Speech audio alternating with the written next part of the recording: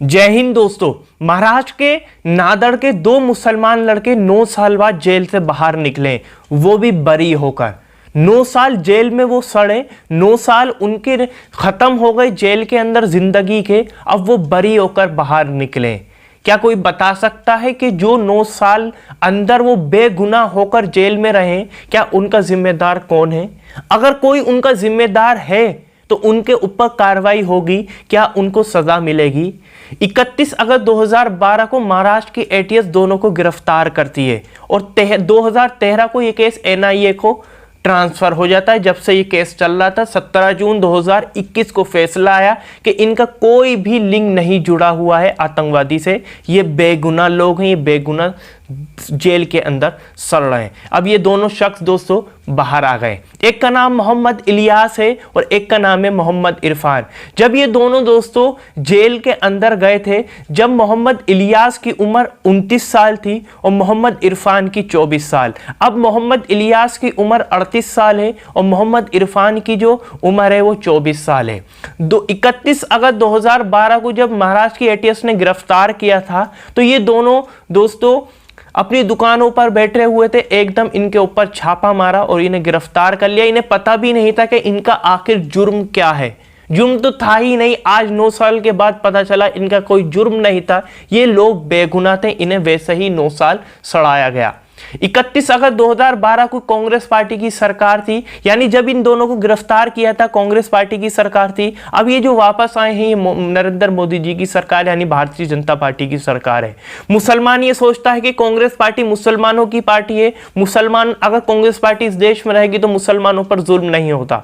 तो दोस्तों मैं आपको बता दूं, आप खुद सोच सकते हैं, जब कांग्रेस पार्टी की सरकार थी, जब इनके ऊपर केस लगाए गए यूएपीए, यानी जब इन्हें गिरफ्तार किया गया तो इनके ऊपर केस लगाया गया था यूएपीए का। दोस्तों यूएपीए के जो केस किसी के ऊपर लग जाता है तो दोस्तों उसे जमानत लेने में बड़ी ही मुश्किलें आती हैं, उन्हें आसानी से जमानत नहीं मिलती है। 9 साल के अंदर कई बार 4 से 5 बार दोनों शख्स ने जमानत के लिए अर्जी डाली पर इन्हें जमानत नहीं मिली। पर मोहम्मद इरफान को 2019 में जमानत दे दी गई हाईकोर्ट की तरफ से। 4 महीने वो बाहर रहे, पर सुप्रीम कोर्ट चला गया एनआईए और उसने कहा कि देश के लिए ये खतरा है, कोई भी साजिश कर सकते हैं। तो सुप्रीम कोर्ट ने वो जो बेल दी थी उसे खारिज कर दी, उसे रोक लगा दी। फिर से 4 महीने के बाद मोहम्मद इरफान जेल चले गए थे।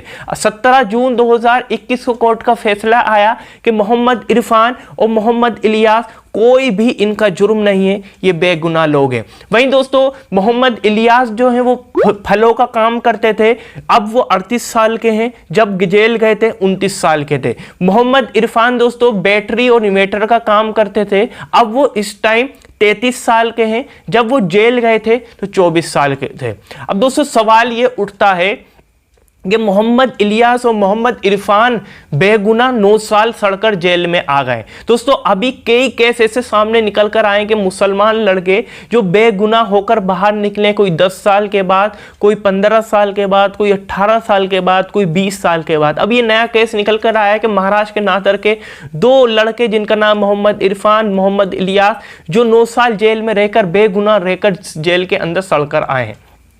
तो दोस्तों हमें यह सोचना होगा कि जो लोग इसका जिम्मेदार कौन हो सकता है, आखिर कौन लोग इसके जिम्मेदार हो सकते हैं। अगर जो लोग जिम्मेदार है, जिन्होंने इनके ऊपर केस ठोके, जिन्होंने 9 साल जेल में इन्हें सड़ाया, जिन्होंने इनकी जिंदगी बर्बाद कर दी, क्या उनके ऊपर कार्रवाई होगी? क्या उनके ऊपर केस चलेगा? दोस्तों उन लोगों के ऊपर यह केस चलना चाहिए यूएपीए का। वही लोग आतंकवादी हो सकते हैं जो 9 साल कोई कम नहीं होते, जिंदगी बर्बाद कर दिया आपने, 9 साल जेल में सड़ा दिया, वो भी बेगुनाह आदमी को।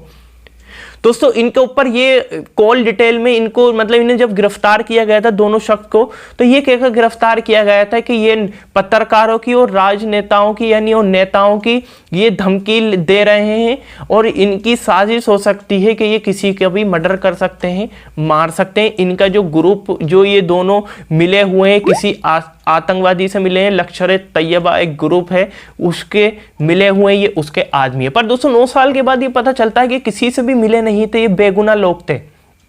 पर दोस्तों जब कांग्रेस पार्टी को हम मानते हैं कि मुसलमानों की पार्टी है, तो दोस्तों आपको पता होना चाहिए कि ये दोनों शख्स, जब कांग्रेस पार्टी की केंद्र में सरकार थी, जब ये दोनों शख्स जेल के अंदर गए थे। भारतीय जनता पार्टी की सरकार है, अब दोनों शख्स बाहर आए। अब मेरा मतलब ये नहीं है कि भारतीय जनता पार्टी की सरकार आ गई तो वो मुसलमानों के लिए बहुत हमदर्दी दिखाती है, ऐसा बिल्कुल नहीं दोस्तों। हमें सोचना पड़ेगा।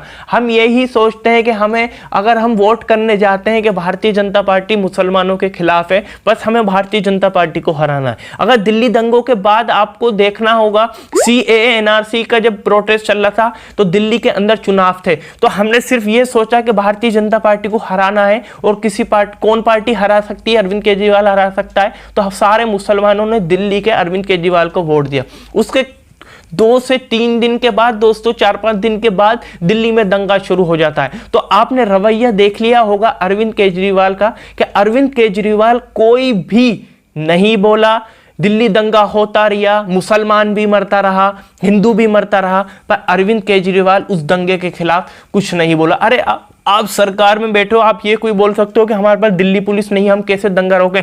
आप सड़क पर तो आ सकते हो। आपके 62 MLA जीत कर आए थे। आप डिप्टी चीफ मिनिस्टर को लेकर आप सड़कों पर आ सकते थे, आप गवर्नर हाउस पर पहुंच सकते थे, आप प्रोटेस्ट करने पहुंच सकते थे, वो कुछ नहीं बोले। दोस्तों मैं खुद जब दिल्ली का दंगा शुरू हुआ था, अरविंद केजरीवाल सीएम हाउस के पास में प्रोटेस्ट करने गया था, तो मुझे भी 16 घंटे पुलिस ने गिरफ्तार करके रख लिया था, वहां गिरफ्तार कर लिया था। पर अरविंद केजरीवाल एक मुख्यमंत्री होकर, जो जनता ने उसे, दिल्ली की जनता ने चुना था, दिल्ली की जनता, अगर आपके पास दिल्ली पुलिस नहीं तो आप सड़कों पर आकर प्रोटेस्ट तो जता सकते हैं, आप गवर्नर हाउस पर जाकर प्रोटेस्ट तो कर सकते हैं। नहीं करा था। मुसलमान भी मरता रहा था, हिंदू भी मरता रहा। तो मुसलमान का यही है कि आप ये ना सोच के वोट करें कि भारतीय जनता पार्टी को जो हरा रहा है आप वोट करें। दोस्तों हमें खुद देखिए, सबसे पहले तो मुसलमान बच्चों को पढ़ना होगा। देखिए हर आदमी, एक इमरान प्रतापगढ़ी की नज़म है, वो शायर है इमरान प्रतापगढ़ी, वो बोलते हैं, उन्होंने एक बड़ी अच्छी बात बोली है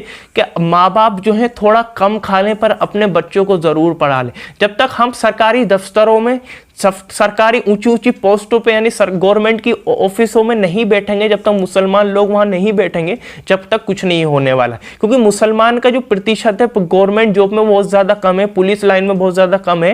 तो जब तक मुसलमान का जो बच्चा है, इस टाइम अगर मुसलमान को देखें, सिर्फ खा रहा है और कपड़े पहन रहा है, सिर्फ और सिर्फ, अगर आप यही करेंगे तो हमारा तो यही हाल होने वाला है। 9 साल बाद, 15 साल बाद, 25 साल बाद ऐसे ही सड़ कर जेल से बरी होकर निकलेंगे। तो हमें बहुत सोच समझ कर हमें काम करना होगा। हमें यह सोचकर नहीं वोट करना होगा कि हमें सिर्फ भारतीय जनता पार्टी को हराना है। हमें और भी बातें सोचनी होगी। हमें अपने बच्चों को पढ़ाना होगा, हमें अपने बच्चों को ऊंची पोस्टों पर बिठाना होगा। उसके बाद ही कुछ इस देश का बदलाव हो सकता है। अब ये नहीं है कि मुसलमान अगर किसी ऊंची पोस्ट पर बैठ जाता है वो सिर्फ मुसलमान के ही लिए वर्क करे, मुसलमान को बचाने के लिए ही काम करे। नहीं, जो गलत है उसको गलत बोले, जो चाहे वो किसी भी रिलीजन का हो, किसी भी धर्म का हो। अगर जो सही है वो किसी भी रिलीजन का हो, उसको सही ही बोले। चलिए दोस्तों, आपकी क्या प्रतिक्रिया इसको लेकर आप नीचे कमेंट में जरूर बताइएगा। इस वीडियो को ज्यादा से ज्यादा शेयर करिएगा, लाइक जरूर करिएगा, चैनल पर नए चैनल को जरूर सब्सक्राइब और बेल आइकन जरूर दबाएं, ताकि मैं जब भी नई वीडियो लेकर आऊं तो आपको पता चल जाएगा। चलिए इस वीडियो में इतना ही।